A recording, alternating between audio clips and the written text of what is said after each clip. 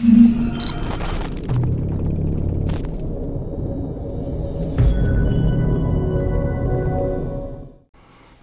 YouTube, welcome back to the third part of our absolute beginner's guide to flying the Airbus. Now you remember we're flying from London Gatwick EGKK to Paris Charles De Gaulle LFPG.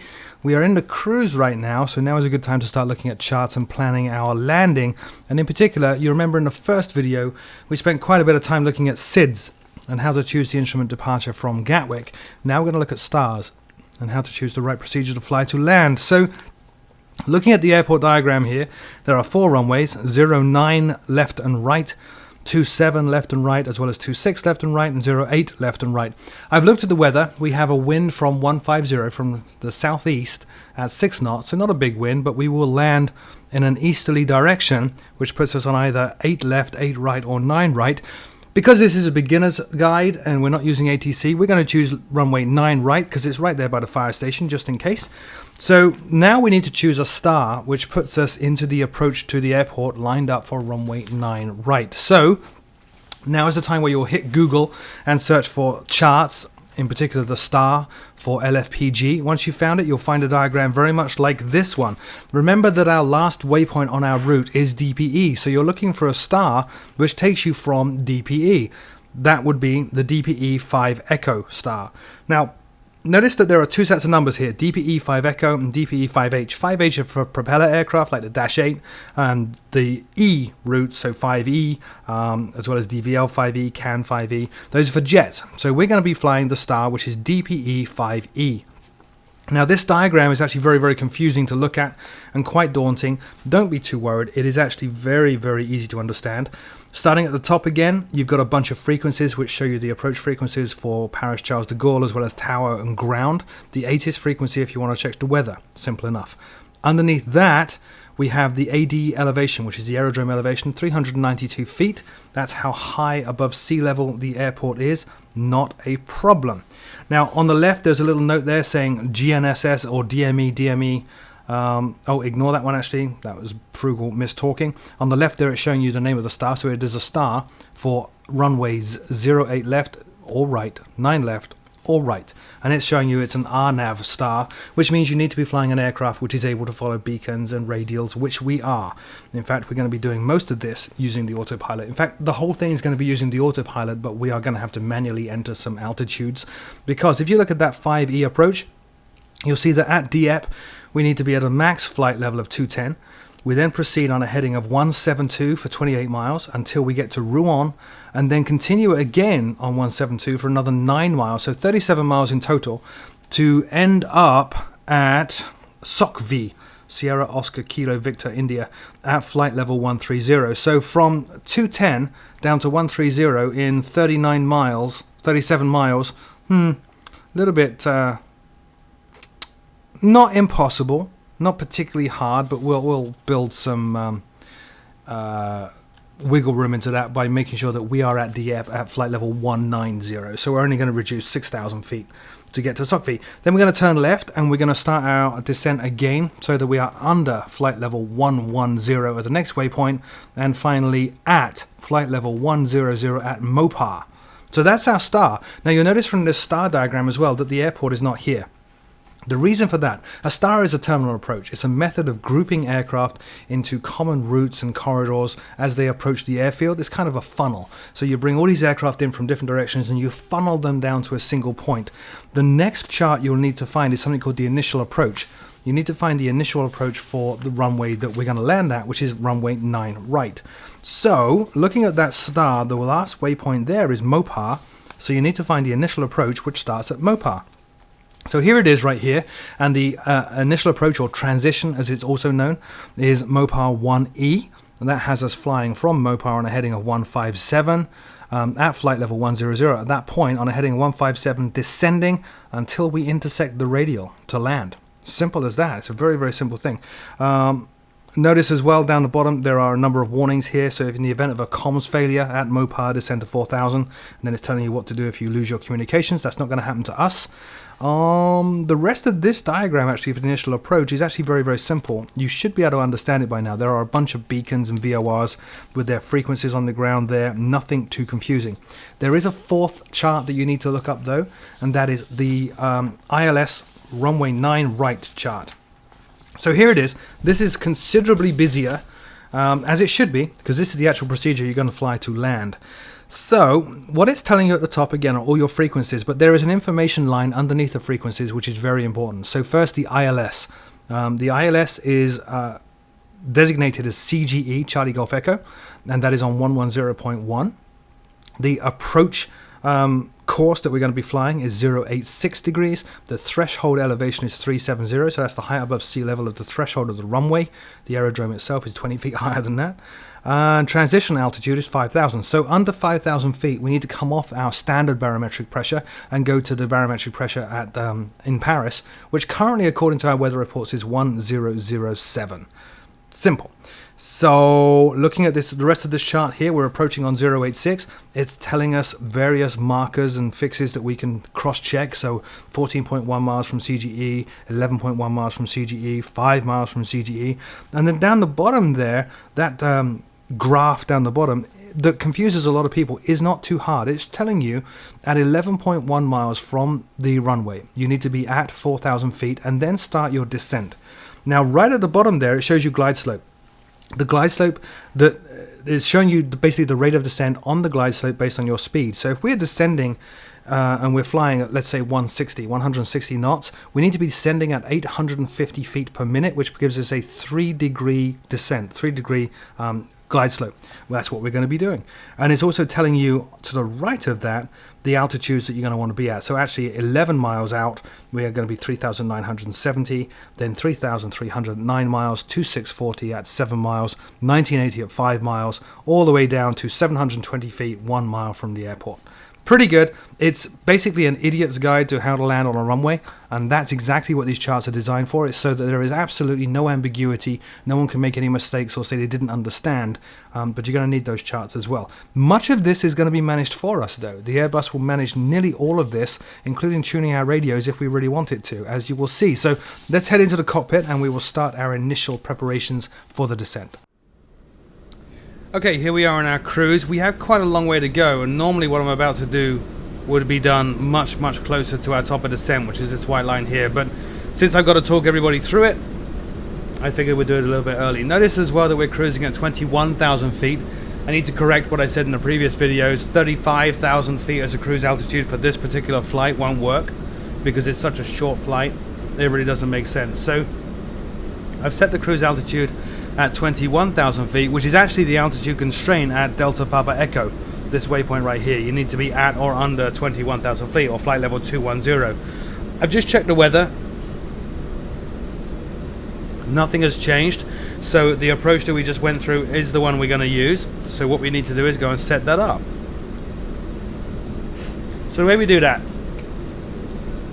click on your destination down here, click on arrival, and choose the runway that you expect to land at. Now again, this could change when you actually get closer to the airport. You might be assigned something very different by air traffic control, but for us, ILS runway 9 right is perfect. Now our actual star is Delta Papa Echo 5 Echo, the jet one. So let me just scroll up this list.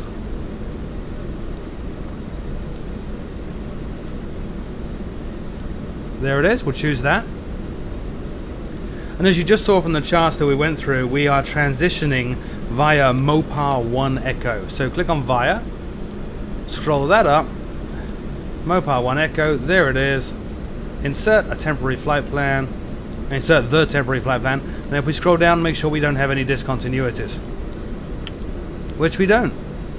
Now the only other thing to check here is that all our constraints are correct. So back on that, looking on our charts, which I'm not going to flash up on the screen, but from the charts you saw earlier, we have a constraint at Delta Papa Echo. We need to be at a maximum of 280 knots at or below flight level 210. At the next waypoint, which is SOC V, down here, Oh, it's not scrolling now. I was clicking the wrong button. The speed constraint is a little bit off there. There is no speed constraint at that waypoint, which is why it's put that in, but we need to be at flight level 130. And then the next waypoint, we need to be at or below flight level 110. There is a speed constraint now of 250 knots. And then at Mopar, which is the next one, we need to be at flight level 100, and obviously a speed constraint of 250, because that is the law at 10,000 feet or under. Now, once you get near to top of descent, the Aerosoft Airbus will start its descent preparations. It needs you to provide some information to do that, and I'll run through what that is right now. So if we go on to performance here, click on next phase, just check all this is good. Cost index of 20, managed descent at 277 knots. QNH, this is where you consult your weather report from whichever website you've chosen to use. QNH in Paris right now is 1009. The temperature is 17 degrees. We have wind 150 at 6 knots, which is why we're landing on a easterly runway. Transition altitude from our charts is 5,000 feet. And our decision height, as always, is going to be 200 feet. Done. The aircraft will calculate our V-approach speed, so V-approach is 135, so we'll be approaching about 10-15 knots higher than that, but that is our minimums. We're all good to go. Everything is pretty much all set. Nothing else to do now but wait. Okay, so we're getting pretty close to our top of descent now. Just after Dieppe here is our top of descent, which means the automated pilot and first officer will start their descent preparations soon. You can see when they're going to do it by looking at their screen, and it's saying here 9 miles. They'll start their prep. Although we're doing everything automated because this is the beginner's guide, there's still some stuff that you need to do, like you do need to initiate the descent, which we will do after they've done their preparations. And the way we're going to do that is just dial in a new altitude here and left click, indicating a managed altitude. Now looking at our charts, the approach chart shows that we want to be at 4,000 feet at 11 miles away from the airport. That's where we really need to be to make sure we're going to be on the glide slope and everything else. We might get the glide slope earlier than that, but we need to be at 4,000. So after descent preparation, I'm going to dial this down to 4,000, left click it, and that will initiate our descent. And you'll see something quite interesting when I do that. Let's see where we're at right here. 5 miles to go, and then they will jump in with their stuff.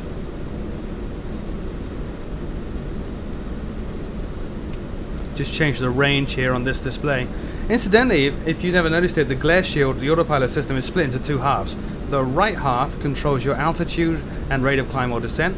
The left half controls your speed and your heading. That's kind of important, as you'll see. If we intercept the glide slope early, we can arm approach, which means that we'll have the aircraft automatically follow the glide slope down, even though it's not navigating on the actual ILS to land. We'll get onto that later on. 1 mile to go.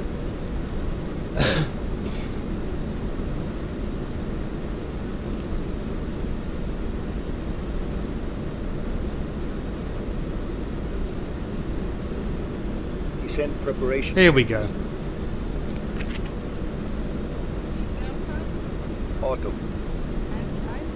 R off. Receive. Altimeter. Standard. Decision height. Checked. Alright, checklist complete. I'm going to dial in 4,000 here and left click. Now, we have manually initiated descent. What the FMS, the flight management system, auto flight system, normally does is it will plot a vertical path between 2 waypoints based on the constraints. So when we chose our star here, it has altitude constraints. That vertical path will plot a certain rate of descent between 2 points. It's indicated here. See this green dot? Let me just zoom on down here. That green dot is the computed rate of descent. We are actually underneath that because we started descending early. So what's actually happening here is the aircraft is descending at 1,000 feet per minute. Normally it would be over 2,000 feet per minute. This is a good thing. The passengers in the back, if you start a sudden descent at 2,500 feet per minute, they can have their ears pop. It can be quite uncomfortable. So we initiate the descent a little bit early. We have a shallower descent initially that will increase as we intercept this vertical path. And the passengers have a much safer, not safer, but they have a more comfortable trip in the back. So keep watching that green dot. You'll see it start to slide down, probably around about here, after we pass the official top of descent. What that means is that our shallow descent path has actually intercepted the planned descent path. It's a bit like intercepting a glide slope when you come into land. So although we're doing a full auto land here, we do still need to keep an eye on everything and make sure that the flight computers are not getting away with wrong things. Bugs do jump in from time to time. We do mismanage the flight path in the FM CD down here from time to time, so we need to stay on top of everything. So we are descending now to Sockby as our next major waypoint at flight level 130. In fact, let me consult the charts. Yep, that's at flight level 130. Now you can see it's set a constraint here of 110. That's the one it's more concerned about. As far as it's concerned, we're going to hit this and blow straight through at the right altitude. You will see this from time to time in the Airbus, that it won't actually flash up the right constraint here. It doesn't matter, it will still hit it. That's the nature of this descent path that is plotted out here.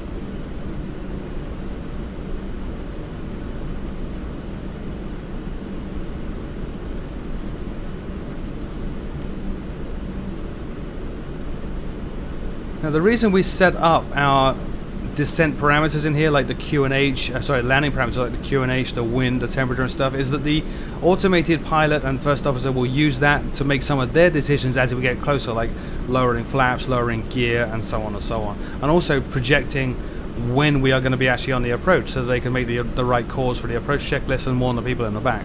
You'll hear all of that as we get closer.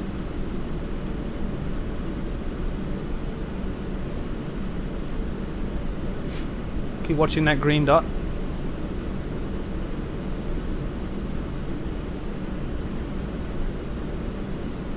Here it comes.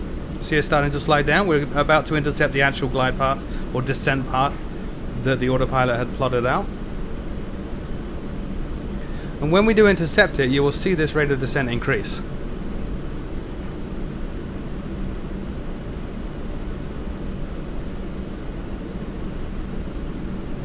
So throttles went back to idle because we're pitching the nose down and increasing our rate of descent. 2,000 feet per minute now. Still slightly under the descent path, but as good as we're going to get, I think.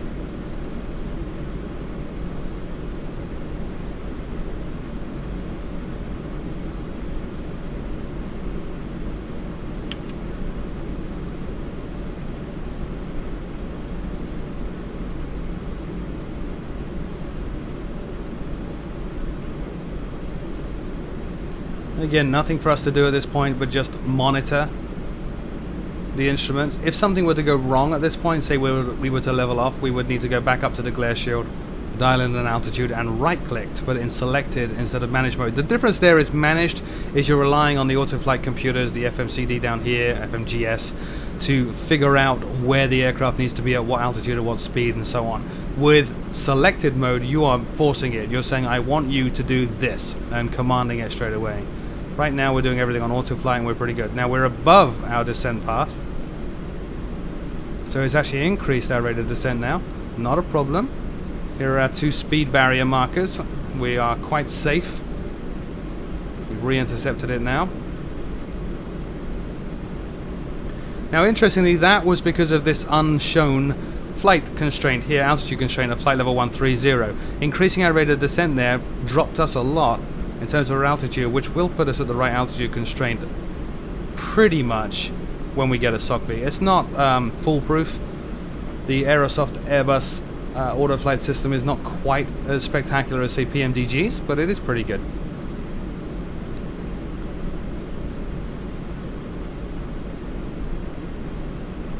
Notice our speed is now dropping. Now that's very interesting because at CoLiv we have that speed constraint of 250 knots. We don't have a speed constraint here at Sockby. So you're going to see some interesting stuff happen. Look at our altitude now, 13,900, and we're not quite at Sockby. We are 3 miles away. Let's see what it does. Notice it slowed us down quite a lot.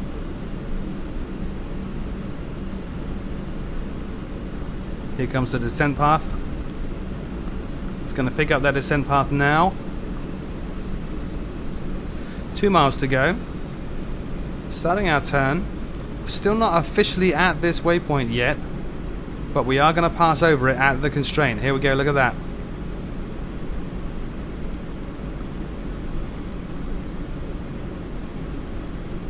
.8 miles. Look at our altitude. 13,000, sorry, yep, 13,000, flight level 130. We hit our constraint. Now we are descending to the next one, which is at or below flight level 110. And the next hard constraint after that is at flight level 100. So it set that as a constraint in. We're now heading for our descent path to intercept that. We slowed down so that we could pick up a considerable rate of descent right now.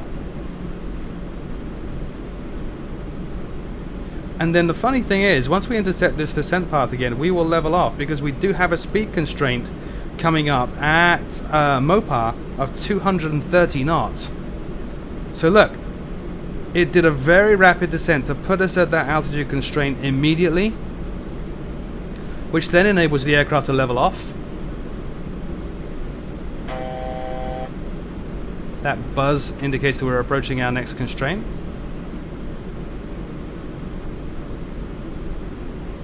So here's the speed bug. It's currently set at 250, but watch what happens.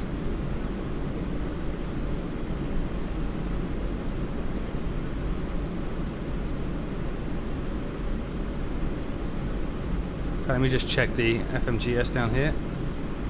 Oh, we actually don't have our 230 speed constraint in there. I'm not going to correct that. It's not a big deal. Shame. If it was in there, then what you would be seeing happening right now would be the aircraft leveling off in order to drop a lot of speed. Seems like it's going to do it anyway.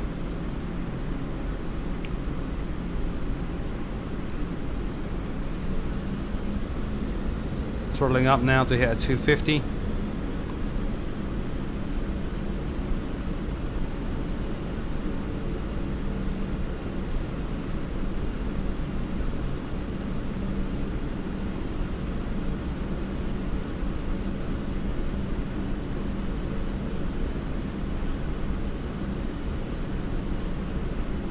Now at this point, CGE 11, there's our altitude constraint warning. At CGE 11 here, which is 11 miles out, that's where we want to be 4,000 feet to intercept the glide slope if we have not already picked it up. Which means around about here, we're going to tune the radios into the ILS for runway 9 right at Paris Charles De Gaulle. We might be able to pick up that glide slope a little bit sooner.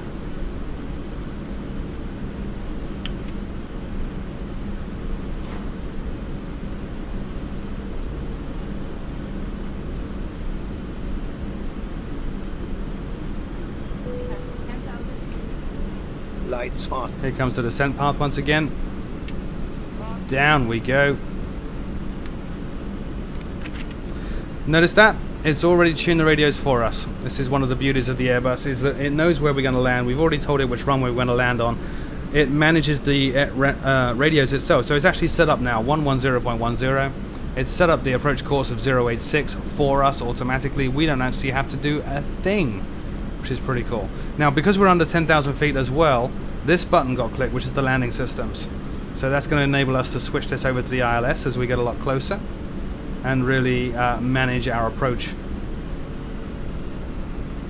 So turning quite hard now, descending to flight level 40, as we have set in here. Manage descent, it's in blue. Watch the speed. Because it knows we're landing, it will have planned in now or plotted in now the appropriate speeds to be at if they are not already on the star. And they are not on the star in this case. So as we get closer now, you're going to see the speed bug here drop quite a lot. And the automated pilot and first officer will start doing the appropriate calls for approach checklist, and then flap lowering, gear lowering, and so on. There's nothing for us to do but just relax, monitor the instruments, and make sure that we're on path.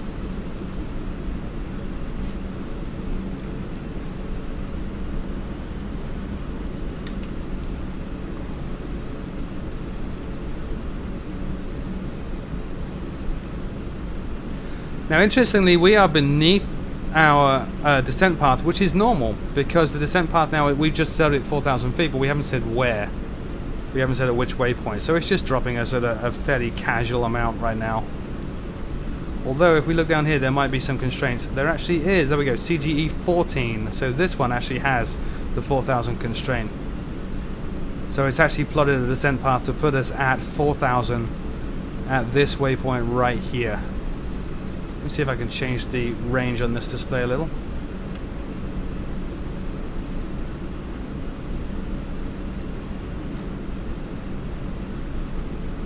Now CGE 14, look, you notice there was a manual waypoint here that we're on, then 14 and 11. It's not actually going to put us on 14 and then 11 for some strange reason. It won't be a problem, but this is why we monitor the instruments. If this was if this was a serious issue, like 14 was way over here and we needed to intercept it because of an obstruction here, then we'd change it. It's not a big deal right now, although it will confuse the autoflight system at this point. You'll see it kind of miss its path and then come back on path. It will kind of come back on path to head towards this, if that makes sense, and intercept the route. It's kind of tricky to explain. It's easier to watch. You'll see it happen right about now. So here we are. We're off path. Now it's turning us back. Because we're off path, we will need to overcompensate, so we'll be pointing at this. A little weird, not a problem. Now our transition level here is 5,000 feet, so we're still on standard barometric, which means if we were using air traffic control, all the aircraft above 5,000 feet are using the same barometric pressure, so air traffic control can rely on them all having the same readings for certain altitude. At 5,000 or less, then we're on QNH, which is the pressure for the area, not the airport, but the area. And then anybody under 5,000 we're presuming is, or they are presuming is landing or taking off, and they will be using more appropriate, more accurate readings, I guess, in relation to the airport. Still descending here. 22 miles to go until we hit the airport. We are on our descent path now, so we've increased our rate of descent. Approach checklist. There you go, approach checklist. They know when to do that. Airport is over there. Stowed.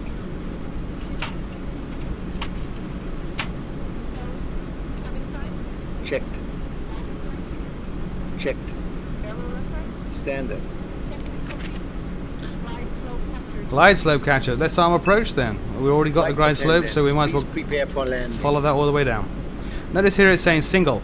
That means we're using a single autopilot. As we come in for landing, we will arm both autopilots. The reason we do that is something called fail passive. So if one of the autopilots were to give out for whatever reason, it won't upset the aircraft. It will just switch over to the other autopilot system and continue managing the auto land.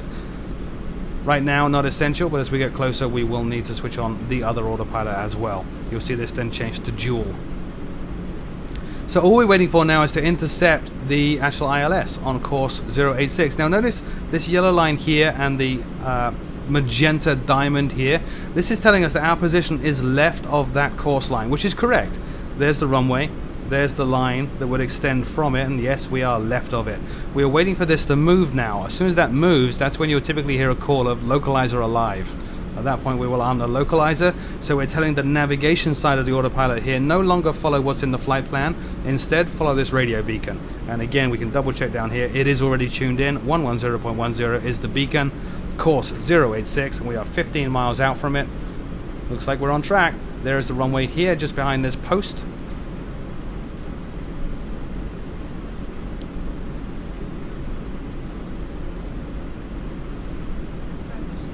There's our transition altitude. It should dial in the altitude that we set, pressure that we set when we prepared the descent, so 1009. 1009. 1009. So now we're pretty much ignoring the green descent dot. Instead, we are following the magenta diamond, which is our descent glide slope, our approach glide slope.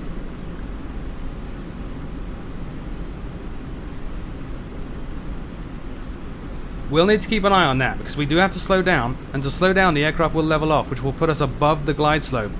Sometimes this Airbus will miss the glide slope as a result. We need to watch that and make sure we're still descending. In fact, what I'm going to do is I'm going to put out some speed brakes to help it down here.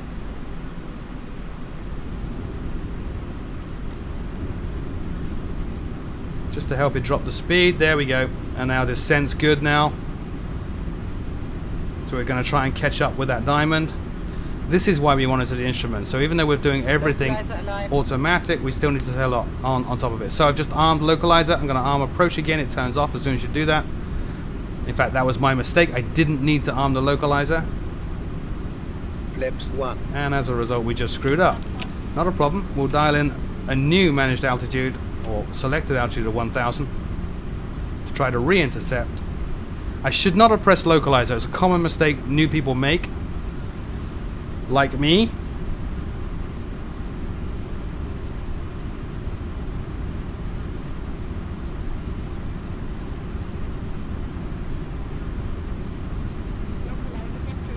Right, localizer is captured. The mistake there was clicking localizer. It was already on approach. That will actually handle the localizer. My mistake.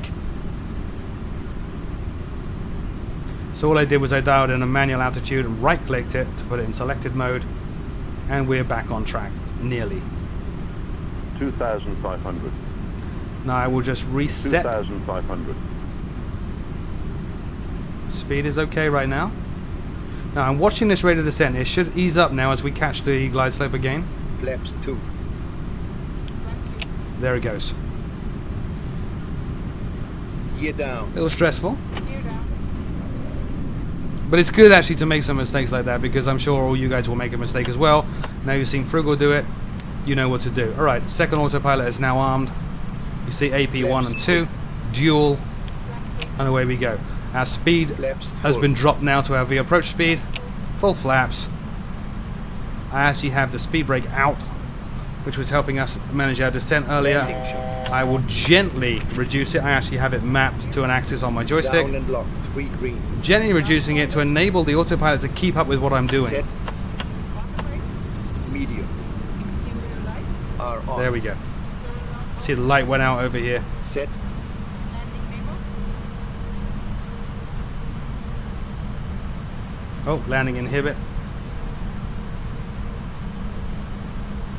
Landing memo.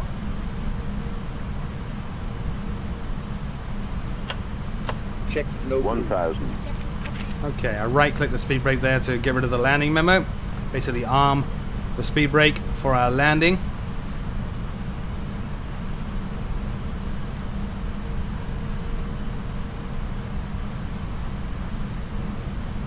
I have to admit, I'm not an expert in the Airbus. I am a little concerned about this landing inhibit light, but everything looks good. We're on the glide slope, right speed, full flaps, gear down. You see the 3 green lights, medium water brake. We are good to go. Gonna let it manage the whole approach and touchdown itself. At which point, when you hear retard, we retard the throttles, which means you pull them all the way back, and then hit F2 or whatever you have mapped for reverses to pop the reverses up and slow down. 500. 400. 300 above.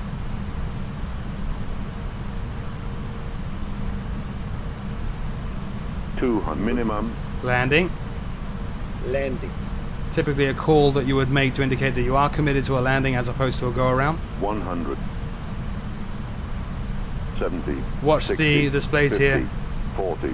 30. Flare. 20. Flaring is armed. Listen. Retard. Alright, retard, throttle's back. Retard.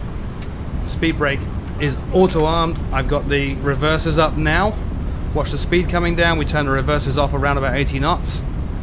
There. 70 knots. Whoa. And we're down. Try not to stand on the brakes. You will overheat the brakes if you do that. The aircraft should slow itself because of the auto brake system. Turn off the next high-speed taxiway. At this point you would call in to ground control and request permission to taxi to parking.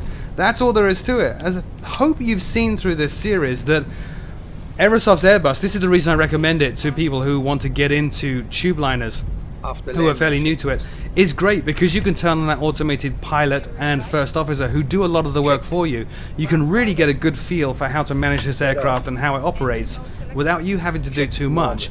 The next step obviously is an intermediate method of controlling this, where you would turn the first officer off and make sure that you're doing everything that she is currently doing yourself.